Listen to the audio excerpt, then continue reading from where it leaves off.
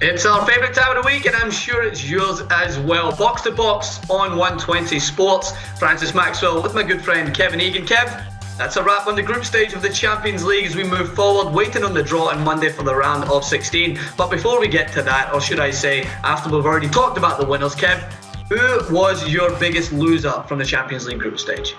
First of all, let me preface this by saying The Biggest Loser is a show that I actually grew to love. I didn't think I'd like it, but my wife got me into it. Aside from that, the biggest loser for me was Paris Saint-Germain.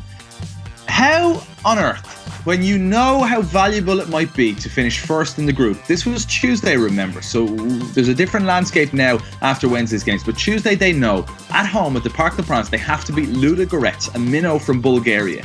And they go out under Unai Emery, they play a full-strength team. They have Di Maria, they have Cavani in their team, a quality side. And they go out and basically lose that game. They scored an equaliser in the 93rd minute with Angel Di Maria. But they were woeful. And it was the way they played, the cheers from the crowd, everything about that performance and that result for Paris Saint-Germain and their positioning in the league, losing to Montpellier at the weekend, Nice and Monaco ahead of them. It spells trouble for me. And I don't think PSG, no matter who they get in the next round, are qualifying. It's a bold pick, Kev. I mean, you have a plethora of options. I might even thought you would have thrown in the mighty Glasgow Celtic just to rile me up over here in LA. But I'm going to go with a little bit more of an obvious option. I think that PSG is a good call. I've not been too much of a fan of their play moving forward. Cavani seems to be back on scoring form, which is always a positive for them.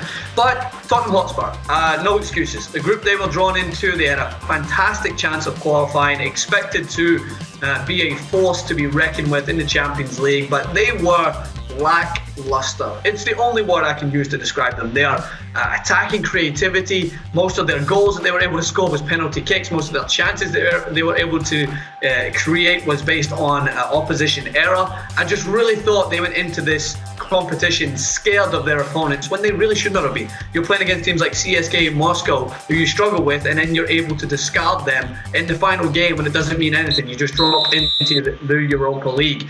Especially when you look in comparison, Kev, to the other English teams in the competition, especially Leicester City, albeit they got smashed today. I hate seeing the headlines of everyone talking about how Leicester got demolished by Porto. They finished top of their group. Their first run-in in the Champions League, and they go through top. Whereas Tottenham Hotspur, who have played in this competition before, who have so many quality players, European experience, they just gave nothing into this competition. I think Pochettino will be very disappointed, as am I. And Francis, let me ask you on that. Tottenham failed to really strengthen in the off-season, like they maybe should have, given their position last year. That's come back to haunt Pochettino, hasn't it? Absolutely. I thought that they were... I mean, the biggest wake-up call for me, Kev, was the fact that I think they should have realised that they tried to kind of take the Europa League lightly last year in order to focus on the Premier League, and then they fell flat on their face. Arsenal even picked them to second place after they put all of their eggs in the one basket. That was a clear indicator to the fact that they should have had more players, bigger squad depth. So why not go out and get more players, bigger squad depth? Instead, they splash the cash on someone like Janssen, who can't even fill half of Harry Kane's boots when he goes out injured. It baffles me.